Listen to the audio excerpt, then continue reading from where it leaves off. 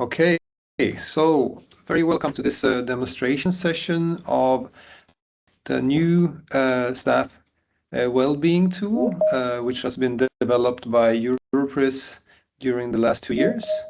I'm Gustav Talving. I'm the Executive Director of EuroPris, and I'm very, very proud to be here today to present this flagship product, I would say, in the history of EuroPris, because it's a first time ever we have a proper online tool which we can share publicly on the topic of staff well-being. And the purpose is to support prison services with a tool that can improve well-being within the services and for their staff. The tool was developed by the Staff Wellbeing Expert Group, a group consisting of 10 experts from 10 different countries. And they worked for 2 years with this innovative output to deliver first the demo version, and then we transferred all that information and the concept to our website. And finally now we have been able to publish it. It was the draft version was presented at the Staff Wellbeing workshop in Lithuania last year in the autumn, and then after several rounds of feedback and reviews, we are now done with the work. But I must address and underline that this is a tool that will be keep developing in the coming years, because we have a function for feedback, and we will improve the tool as we go along in the future. A few housekeeping things I want to mention. First of all, this demonstration session will be recorded, and we will publish it on our website to be able to return to this instruction or demonstration if you want to share it with others, but also if you want to review it later. We have also quite some participants, over almost 60 today. So in terms of time limitations, we ask you to save your questions to the end and put them in the chat. So if you have a question, you can already during the presentations write your questions in the chat, and then I will try to guide through the questions at the end. And I won't take more time from this introduction because we only have 1 hour together, and I'm very happy to hand over to our expert, Deborah Slater, from His Majesty's Prison and Probation Service, who's been working with us for 2 years developing this tool, and together with Justina Djenko, the Deputy Director of EuroPris. And with that, I would like to welcome you again to this demonstration session and leave the floor to Justina and Deborah. Thank you. Thank you for that introduction, Gustav. So I'm going to introduce to you the digital tool on staff wellbeing, which was developed by the EuroPris Staff Wellbeing Expert Group. Now, the aim of this session is simple, to show you what the tool is and why it has been developed and how it can be used in practice by prison services across Europe. So one common factor across Europe is that those working in prisons operate in environments that are demanding, unpredictable, and often emotionally heavy. Staff wellbeing is not a nice to have in that context. It is directly linked to safety, stability, and how effective our services are. So what the expert group has seen is that while there is a growing focus on wellbeing, it can still be difficult to translate that into something practical and consistent. So this tool is designed to help with that shift. Across the expert group, we heard similar challenges from different prison services. People want to improve wellbeing, but are not always sure where to start or how to prioritise their efforts. And the tool provides a practical starting point and a structure for action. So before we introduce the tool, it's helpful to make an important distinction between wellness and workplace wellbeing. So when people think about well-being, they often think about wellness activities, things like mindfulness, well-being apps, awareness campaigns, or resilience training. Now, these can be valuable and they can help people manage their health and well-being, but workplace well-being looks at something broader. So it focuses on the conditions people experience every day at work, things like leadership, workload, relationships, support, culture, and the working environment. Both do matter and both have a place. Now, the expert group wasn't suggesting that organisations should stop investing in individual support, but what we recognised, however, was that if we focus on wellness, we can end up concentrating on helping people cope with work. We also need to understand what is shaping their experience of work in the first place. And that led us to what became a key principle behind the tool. Now, this slide captures the key shift in thinking that shaped the digital tool. So traditionally, many wellbeing conversations, they start with the question, how do we help staff cope? And that's still an important question. Staff need to access support, advice, services and resources when they need them. But the expert group wanted to move the conversation further upstream. To ask the second question, how do we improve the conditions that staff work in? How do we improve leadership? How do we improve relationships? How do we improve workload, support, team culture, and the wider working environment? Because if we can improve those underlying conditions, we have a much greater opportunity to create sustainable improvements in staff well-being. And that's why the tool is structured around organisational factors that influence well-being rather than focusing solely on individual interventions. And it's that thinking that led us to the 5 drivers that sit at the heart of the digital handbook. So firstly, the expert group needed a practical framework that could work across different prison systems and cultures. So rather than creating our own model, we chose to build the tool around 5 evidence-based drivers identified by the What Works Centre for Wellbeing in the UK.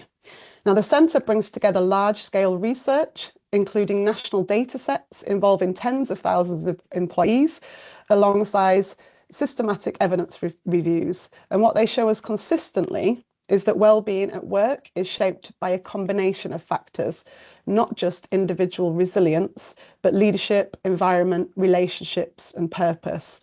And that's why the expert group has used these 5 drivers as the foundation for the tool, because they give a credible evidence-based structure that services can trust and apply. So in practice, these drivers give us a way to break wellbeing down into areas that services can actually look at and act on. Health is about more than physical health. It includes fatigue, recovery, stress, trauma exposure, and whether staff know how to access support. Leadership is about the everyday experience of being managed, things like consistency, visibility, and whether people actually feel supported. Environment includes things like workload, staffing, systems, facilities, and the physical conditions that people are working in.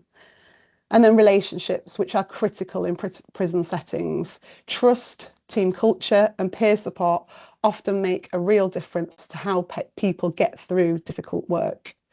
And then finally, purpose is about whether people feel their work matters, understand their role, and can see the impact of what they do.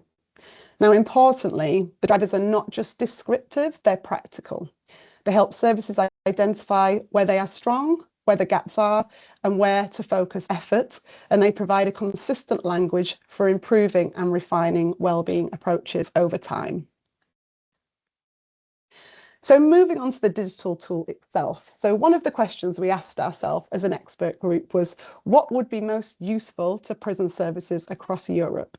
Now, we could have focused on many different aspects of staff wellbeing, and we all came with different experiences, challenges, and perspectives. But what united us was a shared recognition that most organisations understand that wellbeing matters, but often struggle with where to begin or how to turn good intentions into practical action. Expert groups also often produce reports or recommendations, and we wanted to do something different. We wanted to create something practical, accessible and usable, something that could help services start meaningful conversations, understand where they are now and identify their next steps. Importantly, we wanted something that could continue to evolve rather than sit on a shelf, which is why we developed a living digital platform. And the tool brings together several connected components. At its heart is the digital handbook, structured around the 5 evidence-based drivers of workplace wellbeing, setting out the areas that matter most for supporting staff wellbeing. Alongside that is a self-assessment tool, which allows services to explore those drivers in practice, either individually or as a group. The aim is to encourage reflection, discussion, and shared understanding about strengths, challenges, and priorities. Now, one thing we discovered very quickly as a group was that every country was doing something valuable, but those examples were often difficult to access outside of national boundaries. So a key aim of this resource was to make that learning available through things like our field insights and articles from across our experts prison service, helping to bring the concepts to life through practical examples and shared learning. Now, these 4 elements that you can see on screen are designed to work together. The handbook explains what matters, the 5 drivers help focus where action may be needed, and the self-assessment helps services understand where they are now and where they might want to go next. In simple terms, the aim is to help prison services identify a starting point for meaningful action and support continuous improvement in staff wellbeing. So with that context, let's bring the platform to life and take a look at the tool itself. So I'll hand you over to Justina. Thanks, Deborah, for the introduction. Very well. So I was honored to coordinate this expert group, Staff Wellbeing.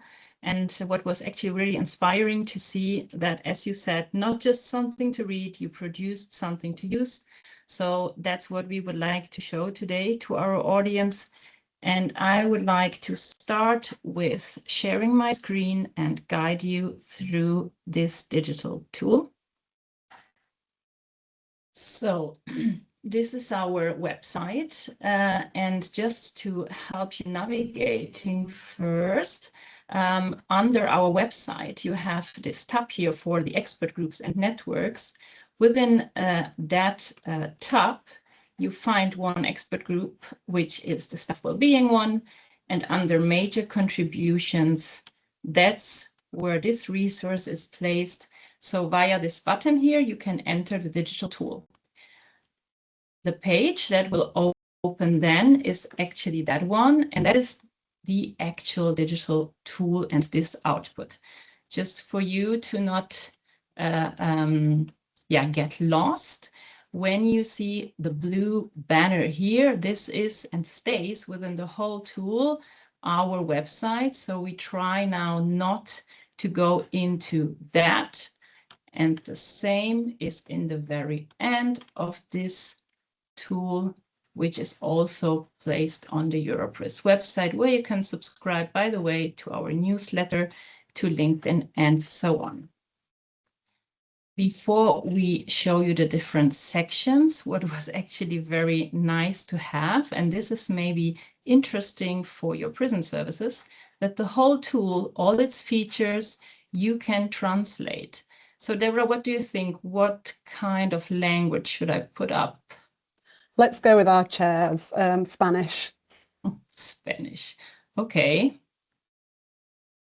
So for all our Spanish participants today, I hope this is translated right and you are actually able and start to use it in Spanish. Very inspiring to see. But since I don't speak Spanish, I go back to English. Where am I? Oh no, there it is. Okay. Back. Yeah. Good.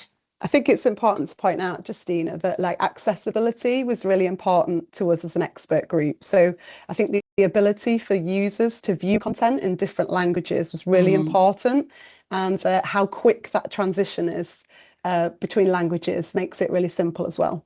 Very good point. So whenever you use or you're in the area of this golden banner, this we wanted to say, right, is the actual tool. Would you like to explain the tabs, Deborah? Yeah, so the gold navigation bar allows users to move between all sections of the tool. And then you've got the starting tab there. So wherever you are within the resource, you can always return to the home page by clicking on that start button, making it really easy to navigate and explore. Perfect. And then we've obviously got digital handbook, self-assessment tool, field insights and articles.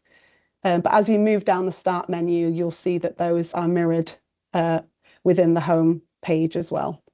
Exactly. So you can either click here and explore the handbook, or you go here. When you don't know where to start, feel free to use the self-assessment tool. You find it as well up here. Then you find a section on field insights, also up here. And in the very end, you find a section on all our articles written by the experts, and also up here. And in the very end of this tool, also to make visible our expert group, you can contact them and find the relevant names and their countries. Okay, Deborah, so we are now, which section should we start? I think we were going to start with the articles section. So let's go to it from the gold banner. Okay, perfect. I click here on articles. So I end up in this section here, and I find different articles, and they were written by our experts. Which should we enter? Let's go into understanding compassion fatigue. Okay, so, yeah, compassion fatigue. I enter that one. As Justina was saying, you know, these are intended to be short articles and reflections written by members of the expert group. What they're trying to do is provide some context, emerging thinking and practical insights on staff well-being. And the intention wasn't to create lengthy academic papers, but just accessible reflections that can help generate discussion and challenge some of that thinking. And while we're in compassion fatigue, I think this is a good example of how the articles section works. You can see that they explain the topic, why it matters within a prison environment. And if we scroll a little bit further down, they provide opportunities for further reading if you did want to go into that more academic perspective. And then as we get to the bottom of this particular article, you can also see that users can move directly between related articles, making it easier to continue exploring subjects that are relevant to their organisation as well. Perfect. Let's move now into that one. That's a very important one. It was, I think, highlighted by all of the experts. Well-being is not a cost, it's a strategic investment. So here you have a section on some benefits, why it matters to invest in staff and their well-being. And then you have an area on strategies, which all was written by the experts. And this was a short one, so we are ending up here at the article sections. Okay, should we look now into another area, Deborah? Yeah, I think we're going to take them over to the field insights if you want to click on there. Okay, field insights, so very practical, hands-on examples by our expert group members. As you can see here right away, all the countries, all the jurisdictions provided hands-on examples, good practices. And I will scroll now through just so that our audience can see. While you're scrolling, Justina, I think I always like to say this is my favourite section of the tool. And I think it's one of the biggest strengths of this resource, really, because what struck us as an expert group was, although prison systems can look very different, like I've said earlier, that many of the wellbeing challenges were remarkably similar. The solutions varied, but the themes were often very much the same. And I think this section really brings together those practical examples from various prison administrations across our expert group countries. And you'll see there we've got examples from Italy, Scotland, Croatia, Slovakia, Lithuania, and so on. And I think the intention behind these field insights is not that you copy them exactly. Instead, you can kind of learn from them, adapt them, and use them as inspiration within your own context. Okay, I open now one. Let's look into Catalonia. I like that one. Yeah, I like this one too. So in the beginning, you have a short description of the actual prison service, its status quo, so to say. And this is a nice program. Would you like to say something about it, Deborah? Yeah, so I think this one is really good because it provides useful context around the service itself. So supporting around 6,000 staff across 9 prisons and 4 open centres. But what I particularly like about this example is the structure. And what it does is it sets out the challenge that was being addressed at the top there, the intervention that they introduced, some of the tools and trainings that they used, and then the outcomes achieved and the lessons learnt. But what's really good on this one, and I know David was always excellent with some of the data that he brought for his country, is that they're demonstrating that measurable impact. And you can see there, this example includes reductions of 63% in staff assaults as well. So I think, for any leaders that are maybe using this tool, understanding impact and outcomes is often where, conversations around staff wellbeing become most meaningful. And the inclusion of data there, I just think is a really valuable field insight. Indeed, very successful outcome when you think of only 12 months. So that's a good example. Okay, but so our audience know now about field insights. Should we move now into another section? Yes, I think we're going to take them to the core of the resource, which is the digital handbook. The digital handbook. Okay, let's move into this area. In this area, you have the 5 chapters, which rely on the 5 drivers. Evidence-based, how this earlier you explained, Deborah. So we have purpose, we have the relationships, we have the work environment, the leadership part. I remember how the discussion was around that, how leaders also shape the staff well-being, of course, and the health part. Okay, in which one would you like to go? Well, I personally always start with relationships, mainly because that was the section that I heavily contributed to. Exactly. So if we click on your subgroup was relationships. Okay, we look now into the relationships so that our participants know how to navigate this. Now, when we entered one of the chapters, every chapter has sub-chapters. In this case, 3, line managers, the well-being conversations as one pillar, and the peer support. And now where should I click, Deborah? So if you just scroll up to the top of this section as well, Justina, I think it's always good to point out that each section starts with like a little bit of an introduction. And for this one in particular, relationships are an incredibly important, not just in prison environments, but one of the most important drivers of workplace well-being. I think that the section that we're actually going to click on, because obviously you've already covered, line managers, wellbeing conversations and peer support were the subtopics within this driver. But for us, peer support just appeared consistently throughout discussions within the expert group. And although our approaches varied across countries, the importance of colleagues supporting colleagues was really a recurring theme for us. So let's look at peer support. I can see you've already opened it up there. So exactly, perfect. Yes. So just that everyone is on the same page.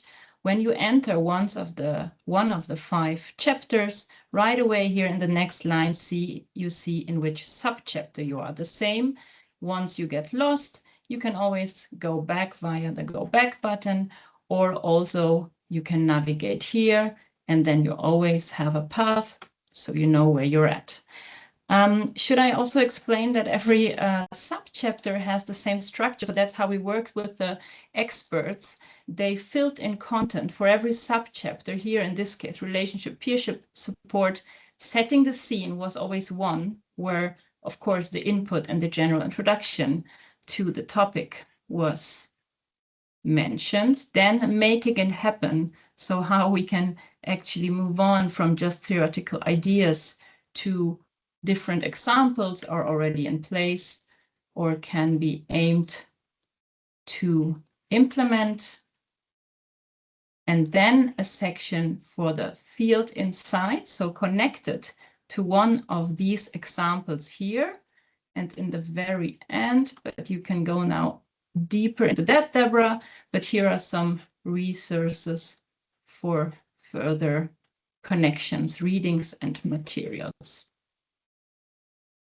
Yeah, I think you've demonstrated it really well there. I think that, you know, what you've just said is we really wanted to keep that consistent structure throughout the entire, you know, handbook there, the setting the scene, explaining what the topic means in practice and the why it matters, and then that kind of making it happen so we can give people some kind of practical actions that, you know, organisations can take forward, linking in there with the field insights, you know, connecting the theory to real examples. And I think we've got the Irish Prison Services staff support officers there. We had Shane Kitson actually come and present on that in Lithuania, gave a great talk about their peer support offer as well. And then, as you say, the resources to inspire change, where we can, you know, just give you some kind of further reading or some video tools to look at. And again, they can be built on over time. So we hope that this kind of consistent approach makes it easier for our users to navigate and find the information quickly that they're looking for. Okay, perfect. Should we show another chapter just as an example? Yeah, let's go to purpose. It's a good one to demonstrate. Okay, now I click on purpose here. Similar as with the other one, we are now in one of these chapters, and these are all the subsections when it comes to the purpose chapter: career growth, social status, staff voice, and financial well-being. Okay, which one should I click, Deborah? Let's open social status. I think. Okay, why do you like that one? Well, this was one of the most interesting discussions that we think we probably had as an expert group, because across many countries there was this strong sense of pride associated with working with prison and public services. There was kind of also this significant recognition of the role that professional identity and public respect play in supporting well-being. And if we scroll down in this one to the connected field insights, we can see, again, we've got a number of practical examples from multiple prison systems. Yes. This time we've got 3 country examples, but I know that we also had countries such as Hungary and Slovakia, and they also, you know, they really provided some really strong examples and learning in this area as well. Okay, and then there's one connection here to a video in this case. Okay, perfect. Should we show our audience also how you can enter the digital handbook without actually clicking? You can go right into here, seeing all the drop downs, and then without entering health, I can right away click on one of the subsections. Let's go into mental health here. Again, the same setup, setting the scene, making it happen.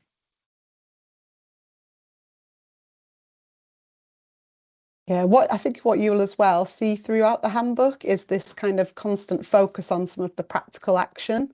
And I think, for example, within this mental health subtopic, the Making It Happen section, it includes areas, you know, that do overlap with other parts of the tool, but, you know, like around capability building, you know, peer support, post-incident care, some more regular well-being check-ins that anybody can do in an organisation as well. So rather than just simply describing the topic or well-being, you know, the handbook focuses on how organisations can actually actively improve it as well. I think that was very helpful. I remember also these discussions, how you can make it really tangible for even small actions as a prison service you would like to take on, and also where to start. So I think this making it happen section is quite valuable for individuals, HR units, and yeah, also other sectors actually, to start to improve things in their service. Okay, what I would like to show as well, we didn't mention it yet, for every chapter in the very end, you have a feedback session. So it's a really small short form, which you can fill in whether you would like to provide another field inside, where you would like to add a link or a resource which you find valuable, or provide comment on one of the chapters. I think this is what the experts discuss, and we would also review if this is something to add, and maybe in the next edition have always an update on this digital tool, as of course it's valuable the more updated things we get in here. Perfect. Okay, now should we move into the self-assessment, our last section, which we would like to go through today? Definitely. I think it's just also worth pointing out that, you know, the handbook provides the knowledge, the evidence and the practical ideas. But I guess the challenge then becomes knowing where to start. And that's exactly why we've developed this self-assessment tool. Okay. So we have an area here where the experts created an assessment, a survey, reflecting all the 5 chapters, so they can, individuals, units, or also more staff members at a time, fill in and cross the different questions per section, right, Deborah? Yeah, that's right. And I do think that this is probably the most useful element of the entire resource, because it really does help make the content specific to your own circumstances. I think it's also important to point out that this is not to be used as an inspection or an audit or a, you know, a performance assessment. It's simply a structured reflection tool designed to support learning and improvement. Okay, and let's say I'm a prison governor, newly appointed. I would, or one of my responsibilities in this particular prison is to improve staff well-being. So that's an option probably for me. Then I go through the section and let's cross some questions. We are not obliged to do all of them, but you can also feel free to, yeah, select some of those. Let's say burnout prevention practices are reviewed and adapted, and I strongly disagree. So I would go here for a 1. If I think that structures as peer check-ins or team debriefs are consistently available, and I think, yeah, maybe partly, I would maybe go here for a 2, strongly disagree or strongly agree. Let's go for another one. Health absence processes, I would maybe cross here a 4. Staff has access to resources that support positive lifestyle choices. I would think, yeah, that's actually available. And maybe another one, staff understand procedures for approved health-related absences. And I would say, okay, yeah, partly. Okay, should we move on to the next? Yeah, let's move on to the next chapter. And as Justina said, you don't have to, it can be simple and intuitive. You don't have to complete every question if you don't want to. But just to point out, we're now in the leadership section, which is 2 of 5 sections. And you can see that you've got a progress bar across the top there. So you can see how far you are along. You can also go back at this point as well. If you're thinking, oh, well, actually, I want to complete some more of the health section now, there is an option to go back. So I'll let you continue selecting some questions and answers there. Oh, no. Oh, well-being information. No, it's not provided. Let's say I click this one. Then I'm in the work environment. Workspaces are ergonomically safe. Oh, no, that's not the case. Safety practices, maybe. Rest areas. Oh, no, that's not the case in my prison, so to say. Quiet spaces. No. And last week, I mean, it was heavily warm, so no airco. So definitely that gets a 1. And the relationships, yes, let's say routine well-being conversations are in place and peer support is in place, let's say. And then we go to the last section, purpose.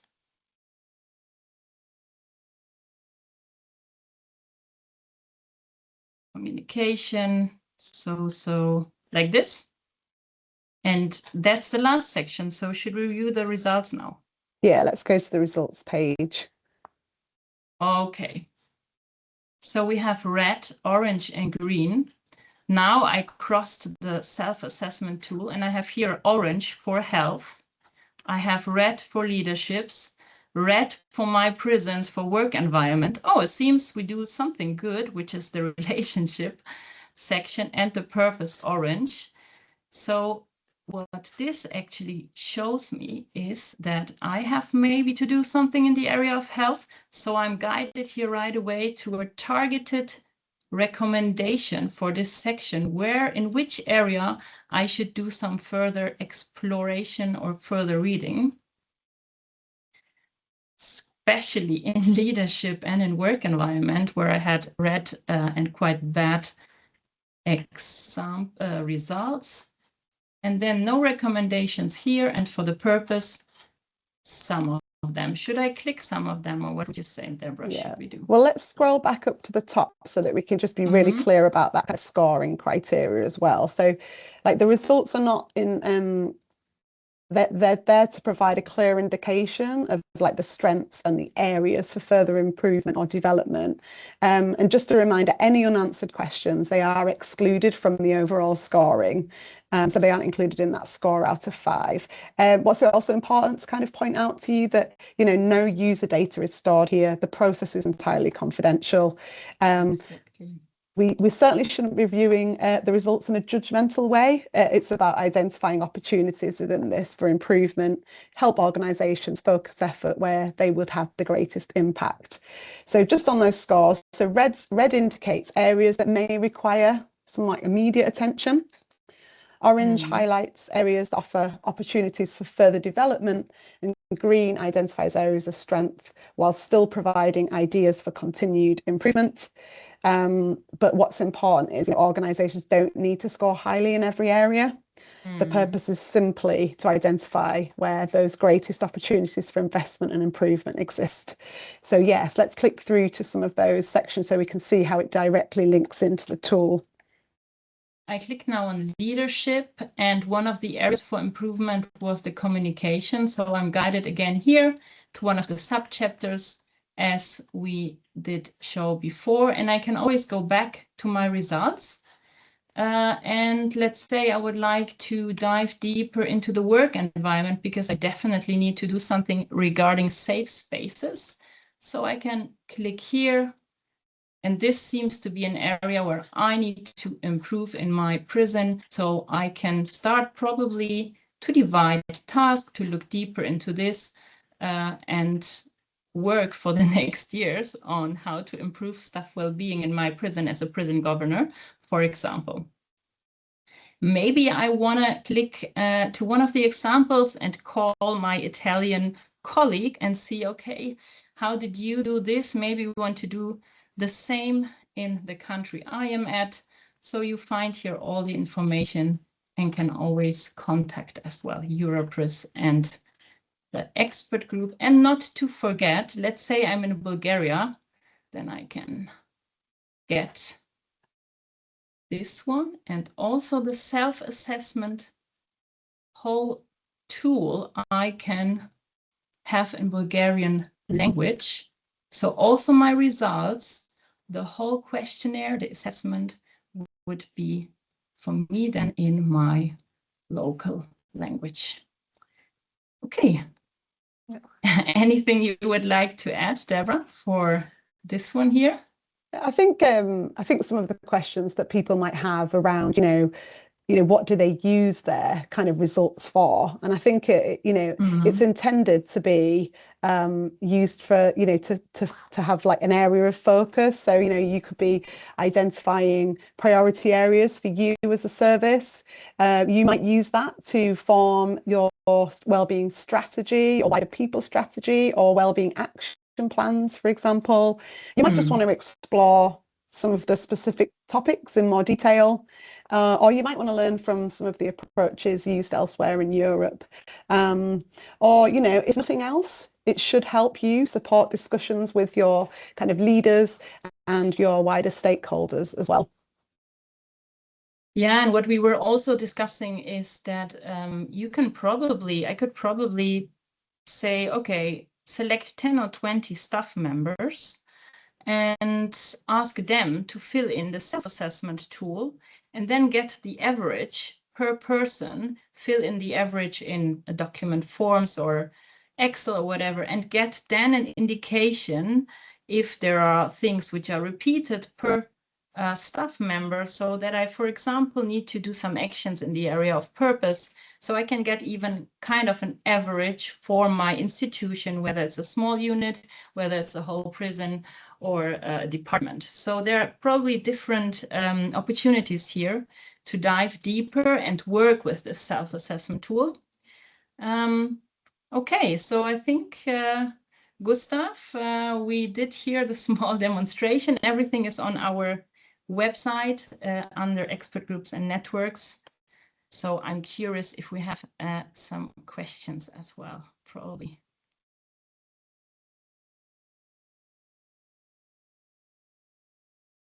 Gustav, I think you're still muted, just that I can hear you. Sorry, yeah, I was muted to let you speak for a while. So thanks again for this very comprehensive walkthrough of the tool. It's really kind of easy to navigate as I see it now, and it's also presented in its full version, so to say. And we have a few questions in the chat. Some of them were already responded to, but I can repeat our responses. There was a reference to the workshop we had, and there was a question whether it would be repeated, and that is not in the planning at the moment, since EuroPris has a vast range of topics to cover in our work program. But I shared a link with you in the chat to the workshop report, so you can see let's say the different themes, the 5 drivers that we covered in the workshop, and also who were speaking, etc. And on the page of the expert group, you can also find more, let's say, relevant outputs from their work. There was another question on the data storage, and since this is a kind of just a guidance tool, there is no data relating to the individual user stored anywhere. So it's basically just to guide you to the right chapters and right resources in the tool. Then we have a few more topical questions which might be good to kind of address and maybe see if the tool also kind of cover these, Deborah and Justina. So first of all, there was one question about what methods can be used to improve staff well-being despite the high workload and caseload, and I can really kind of identify myself with this one. So I think many organizations do, and I think reducing workload is a challenge for many managers and leaders today. Expectations are high in terms of efficiency, etc. So any guidance relating to the tool there, Deborah or Justina? I think workloads is certainly one that comes up in our organisation time and time again, particularly because we cover prisons and probation service, and it's a wellbeing issue, but it's also quite a big organisational issue when we don't necessarily are always able to control those demands coming through the court system, for example. I think there are kind of tools in the sort of prevention space when we can think about, so we, in our organisation, we have things like stress risk assessments that are intended to be used as that prevention tool so that we can support people in the workplace before they reach that point of maybe burnout or whatever it might be, and then they're absent from work. So it's certainly something that we are trying to drive its use in terms of prevention rather than reaction. You know, maybe that's again an area of the tool, because stress risk assessments are something within the health and safety space that I don't know if are available in all of the kind of member countries, but I think it's probably another area of tool expansion in the future. Thanks, Deborah. Any comments from you, Justina, on this one? I had one for the other question, which I'm not sure if that's about the comment we did during the presentation when it comes to the data where they can find once staff put it in. It was something we discussed as well in the expert group. Let's say you have 10, 20, 30 staff members in your prison working, and you would like them to fill in the self-assessment tool. Indeed, the data is not stored somewhere then for the manager to access, but at the same time, there is a possibility when you have the individual result to collect this one per staff member on a voluntarily basis, for example, or the staff members would like to put in their results for the staff self-assessment tool. So then you can anonymously still, when you have a file, anonymate this answers and get an indication. So still you could work with this self-assessment tool for more team members at the same time, once they are ready to fill it in, and then provide the content. So that, for example, 10 times you get the recommendation to improve the area of mental health, for example. But I don't know if, that answers the questions, but there's a very important comment, I think, because I put, during your presentation, I put on my own to-do list to schedule a session with the EuroPris team to do this assessment together.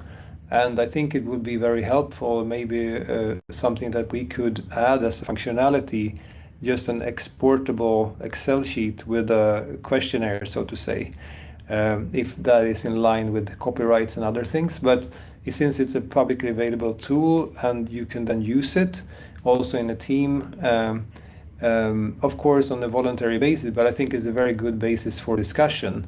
Depending on the atmosphere and the, allowing atmosphere in your team and your leadership, but also relating back to the previous questions about high workload, etc., I would say the second section on leadership is very important, because it's also related to whether you're ready to speak up and say that we have too much to do, you know, and how that message is also received. So I think there is not only about measures, it's also about atmosphere and openness to discuss, let's say, vulnerabilities and long or short-term deficits, so to say, or overloads. So I think that's an important aspect.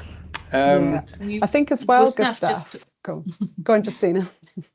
No, I just wanted to add, that's a good point, whether in another file, but Deborah and me, we were also discussing, for example, a leader could set up a MS Forms, which is anonymous, and then each staff member could fill in their results, anonymous, collected then in one space. So that's also how you can use the self-assessment, and I agree, it could be something we implement further, Gustav, with this kind of version for individuals and maybe a version for groups. Yeah, sorry, definitely. Deborah? No, I was just going to say, you know, you've just linked there kind of the workloads, caseloads to leadership, but as well, you know, hugely towards relationships as well. You know, how supportive your manager is, you know, how supportive your colleagues are around you, and recognizing that, you know, the difficult work that comes with working in these organizations at times, and, you know, kind of having that support around you can make a huge difference to sort of get you through some of that, you know, those tougher times. Yeah, I think that kind of feeling of isolation is one of the worst ones Also, when I worked as a probation officer long ago, you had a lot of on your shoulders yourself, so to say. There is another question here on strategies known for changing employees' negative attitudes towards the workplace. I'm not sure what's behind this, but is there anything in the tool or in the resources relating to, let's say, culture or negativity and these kind of things? Justina was nodding away there, so I thought she was going to answer this one. But no, absolutely. Yeah, it was a key theme, I think, throughout our expert group. And I think it falls heavily under a number of different sections of the handbook, but in particular kind of leadership and, you know, around workplace culture, not just workplace culture, but some macho culture as well that sometimes exists within uniformed services. So yeah, it's definitely, you will definitely find some resources in there around culture. Yeah, it is indeed under leadership, and then we have a subsection specifically on that. So I think it's worth it to explore. In the end, we have even 3 field insights, I think, and several links. And these links, resources to inspire change, they can be also different materials, different academic papers, which are linked to results or also videos. So further material to find there. Thanks. Good. So there is also a very important question here relating to transferability, or if this tool can be applied to other sectors of the justice chain, for example, but even other maybe professions.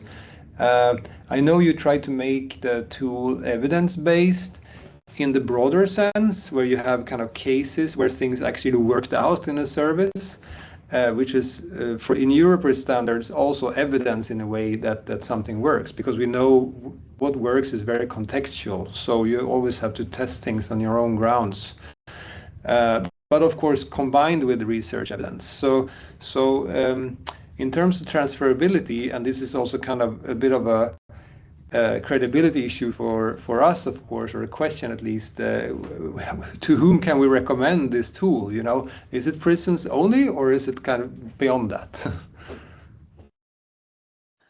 I think the framework itself, you know, using that kind of evidence base can absolutely be applied in any service or workplace setting even, you know, particularly when at the beginning there where I talked about those differences between, you know, moving from what's described as wellness activity to workplace well-being, and really, you know, trying to improve everyone's everyday experience at work, which I think is that really key shift that absolutely can be applied anywhere.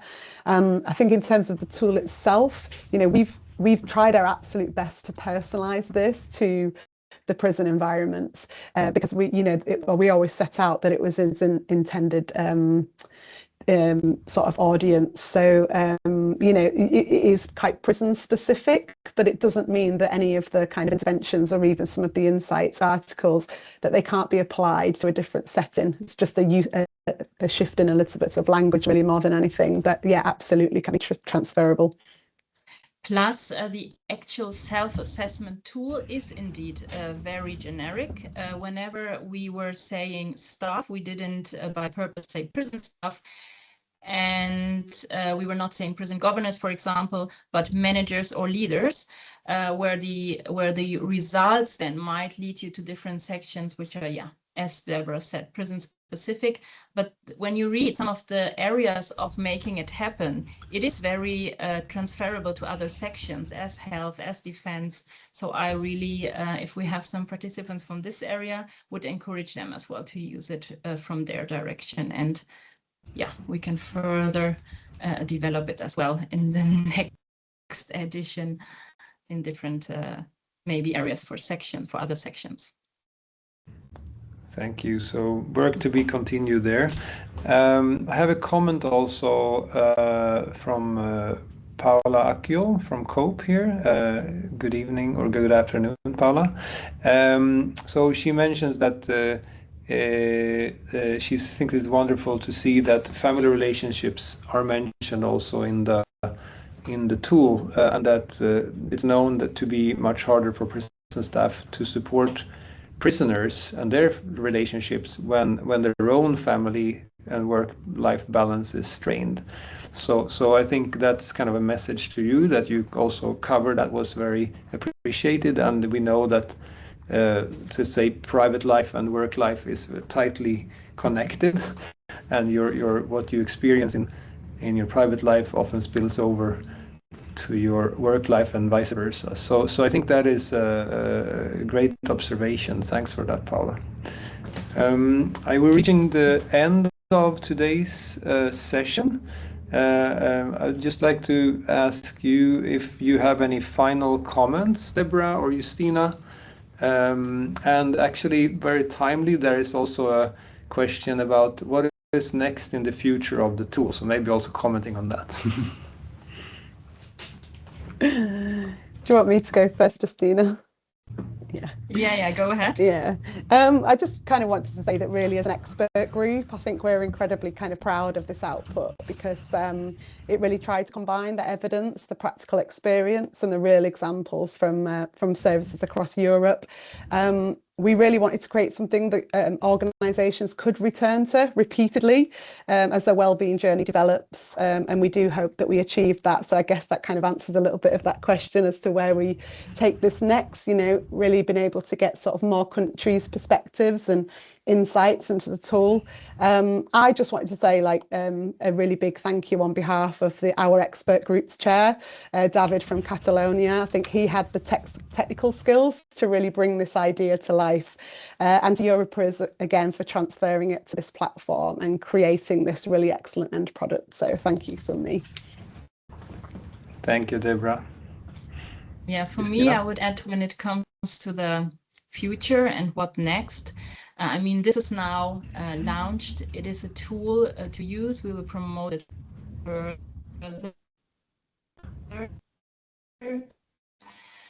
But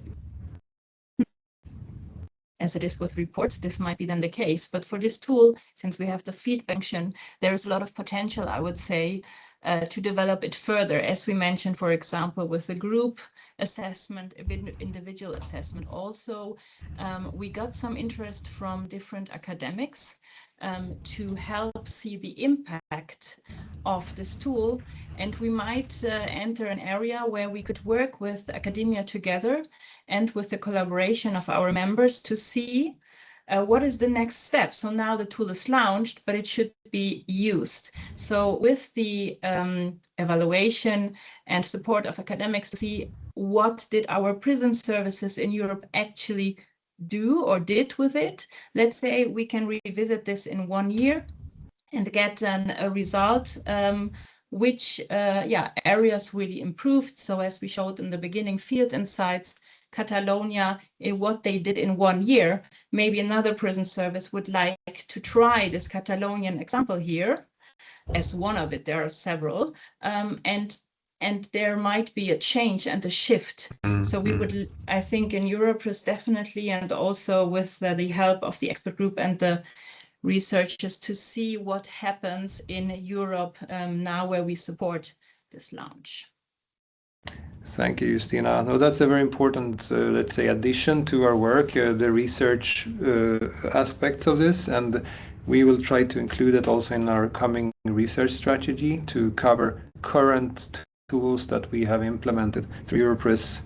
I would just like to end this session with thanking again Justina as the coordinator for the group, and Deborah and the other experts for an excellent job. I mean, this is a very impressive output, and it will be a long-lasting resource on EuroPris website, and we can create a lot of activities around this tool, I think.